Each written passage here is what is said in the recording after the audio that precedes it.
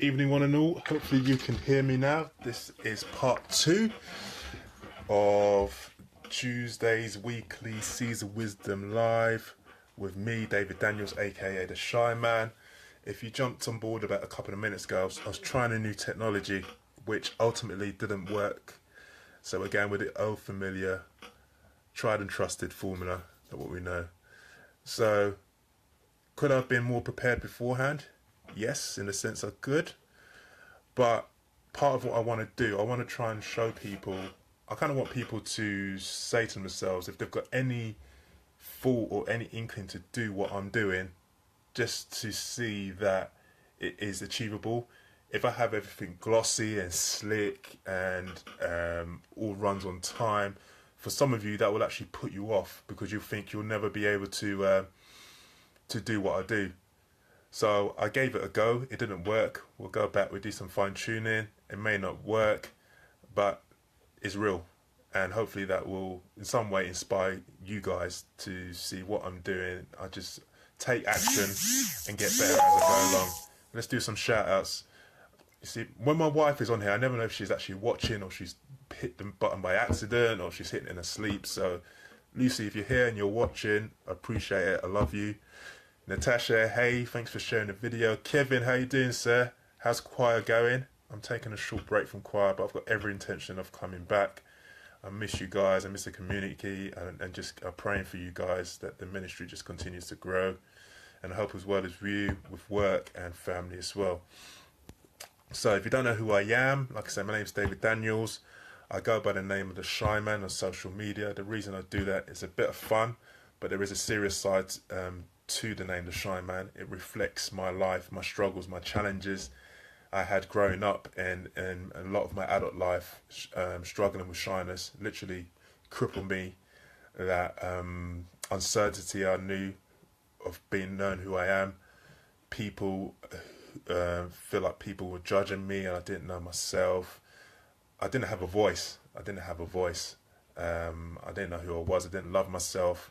So I'll go right into my shell. Some people will counteract that by acting up, pretending that they're a big personality, whatever. For me, I just went right into my shell. Didn't like the look how I looked. Used to hate taking photos.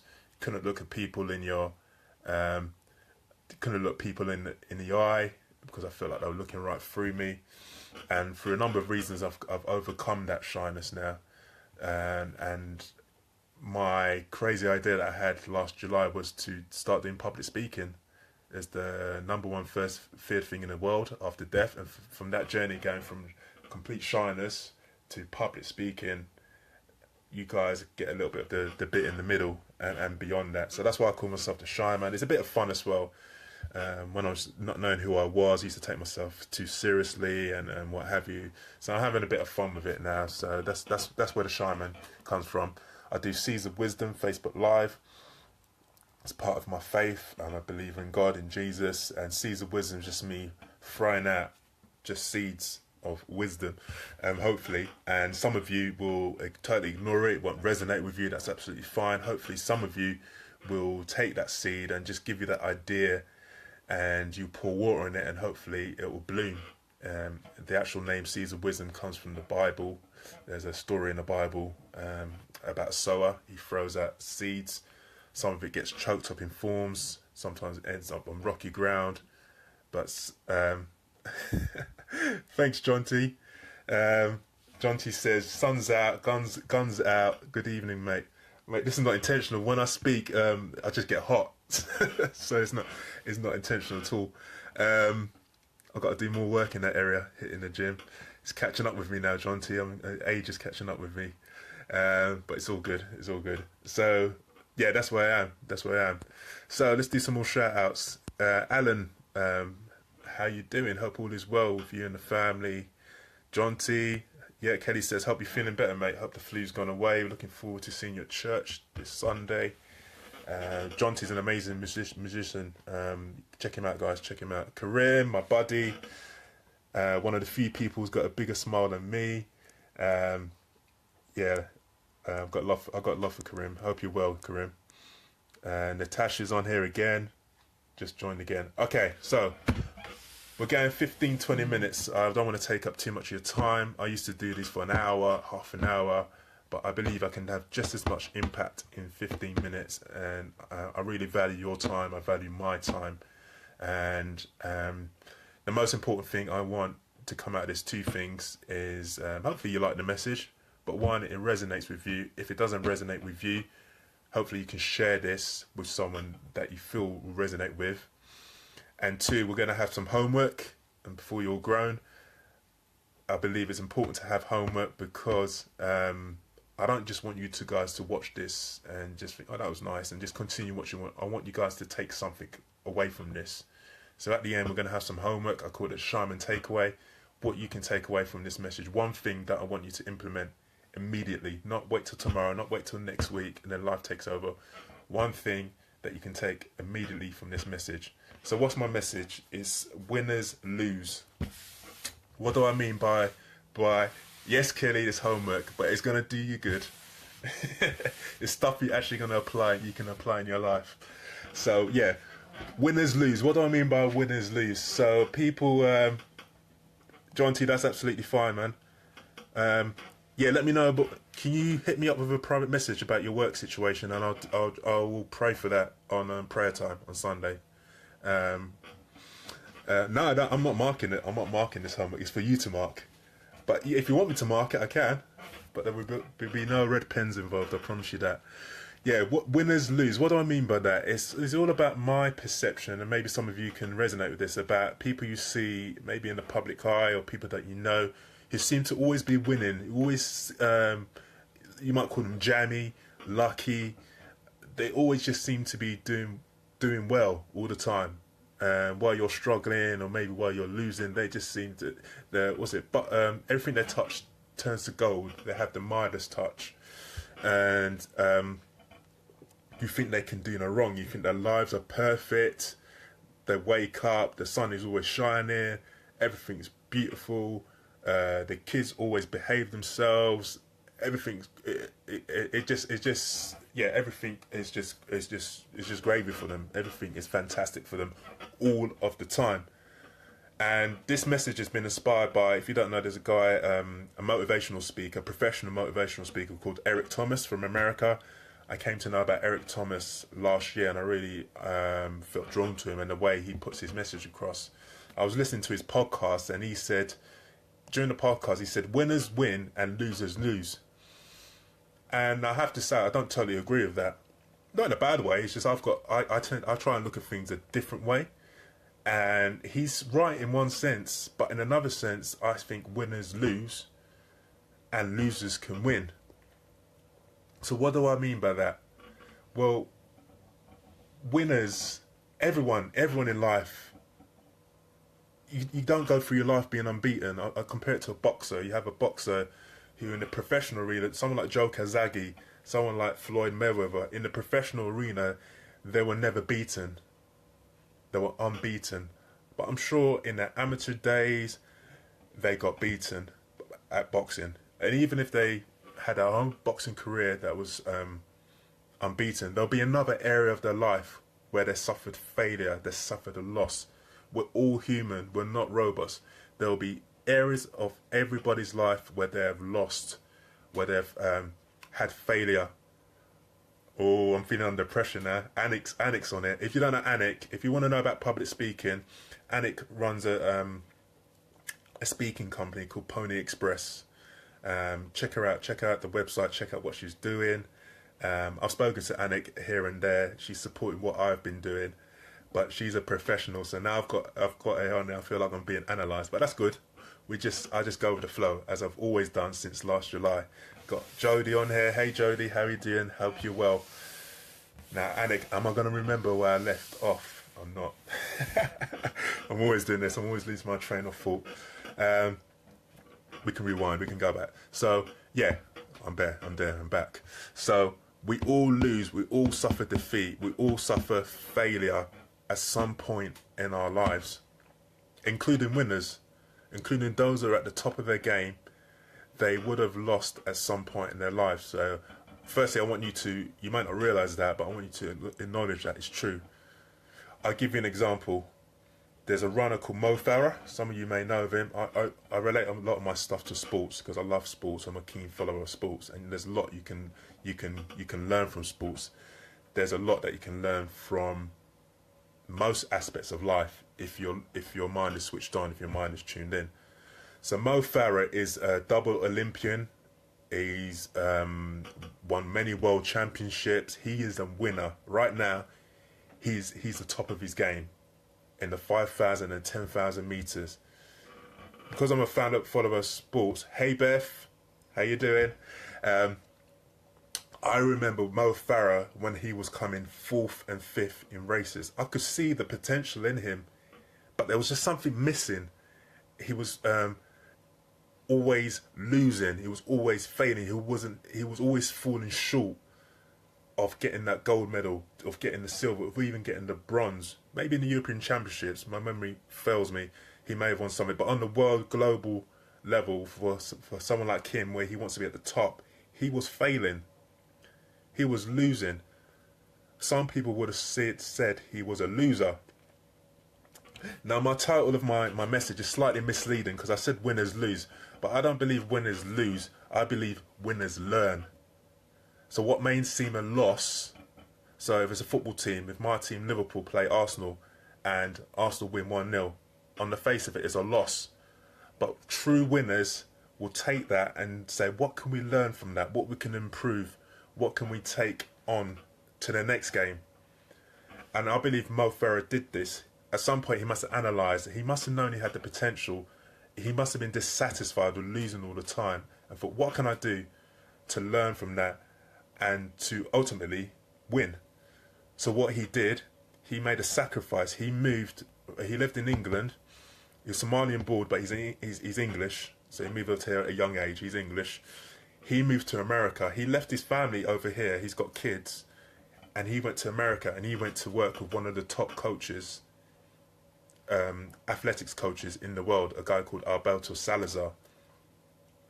And I don't know exactly what they did. Obviously, Alberto Salazar worked with him, did some different things with him, introduced him to some different techniques and different methods. And from that, Mo Farah, like I say, is a multiple Olympic champion, multiple world championship runner. He's at the top of his game.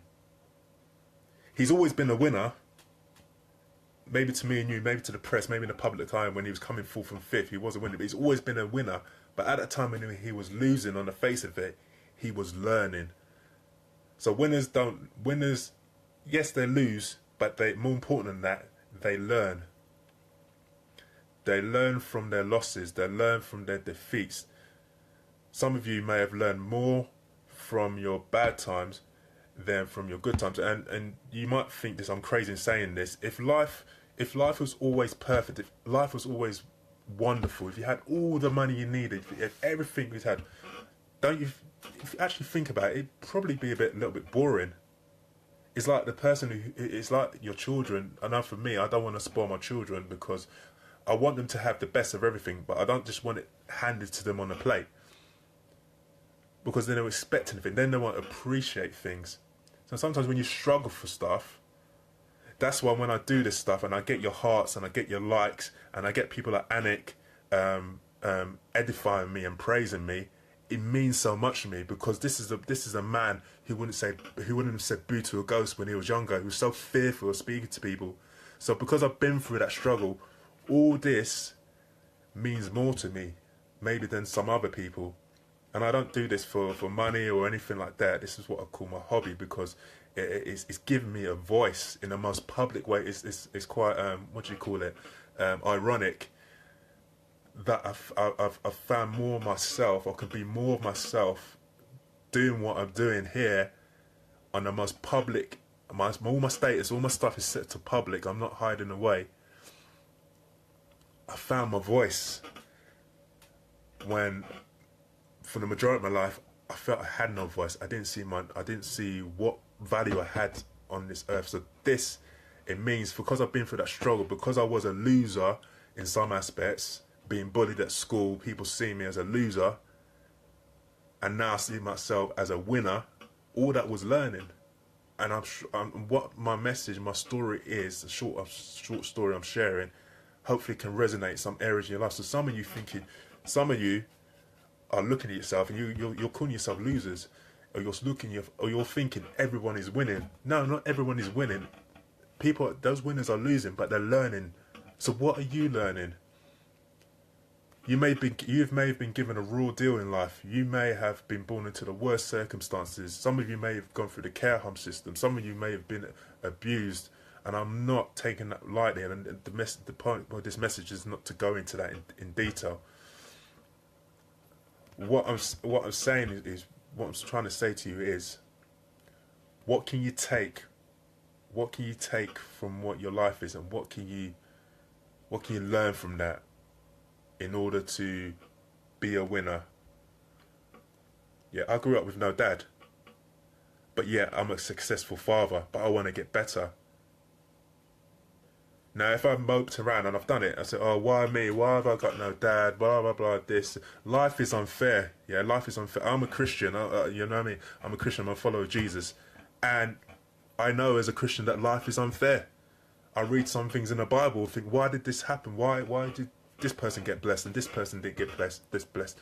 Life is unfair. I think some of us don't acknowledge that life is unfair. Bad things happen to good people. Good things happen to bad people. Why? I don't have the time. I don't have all the answers. But that's just the way it is. And the sooner that we accepted that, the better. When I stopped whining and said, oh, why is my dad not around? And I accepted my dad is not around. What am I going to do about it? Or what can I do? Then things change for me. Because my dad wasn't around, does that mean I have to be a bad father? No. It's good if I have certain role models and what have you, but just because my dad wasn't around doesn't mean I don't have to be around, and two, that I can't be a great father. And the reason I believe I'm a good father is because I put my heart into it, and I'm always looking to improve, and I'm always looking to learn. Ali, thank you for joining. Junior, thank you for joining as well. So the message I want to get to you guys, firstly, stop looking at other people winning and comparing yourself and saying that you're a loser, because you're not. Yeah, winners lose, but they learn. So I want you to adopt that mentality for yourself. And the shaman's takeaway is coming. It's coming. Homework is coming now. Very simple.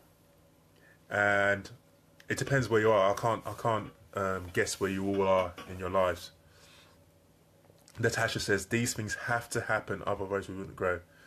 Is exactly right. And you might not see it right now where you are right now. I did not see that when I was going through my shyness and introvertness and all the rest of it.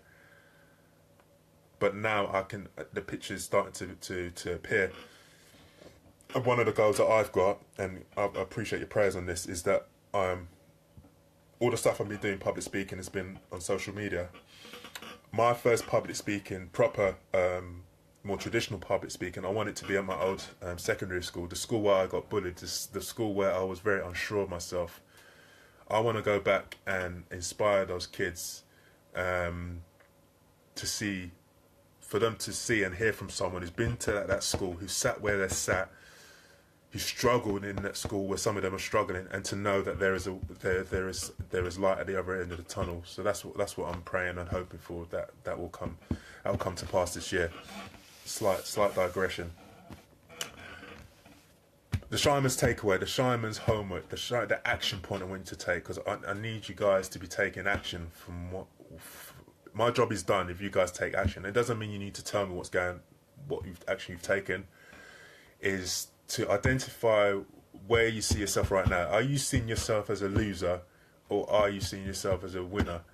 I'm talking more to the people who see themselves as losers.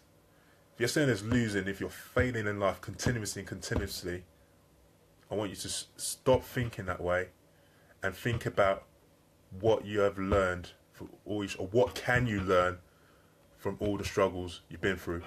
I was listening to a podcast yesterday by a chap called Brad Burton. He's a motivational speaker. He calls himself the UK's number one motivational speaker, and it's quite interesting hearing the story behind that. Because no one else was using it, he decided to use it, and now many people to refer to him as the UK's #1 motivational speaker. Where's the proof of that? There's no real proof in that. It's not a fact. Just a point of interest. But on this point of what I can tie in from that, he says, experience is what you win when you lose. That wasn't part of my original message, but I heard it yesterday and it's fantastic. Experience is what you win when you lose. So I've got an A-star. I've got a first-class degree in what it is to be shy, how that feels inside, how when people look, I'm an expert. No, I'm an expert in it. And because I've overcome that, I can help other people. I can help, not talk about the theory of being shy, what it must feel like, what it actually feels like. I can help people through that because I won that experience. So some of you calling yourself losers or whatever, you've won experience. So what have you won experience in? And my homework is, my action point, my Shireman takeaway is, what are you going to do with that experience? What are you going to do with that learning? Write it down, tell somebody. Don't just think about it, write it down, speak it out aloud, tell someone, pray about it, take that extra step of action. And if you do that, then my job is done.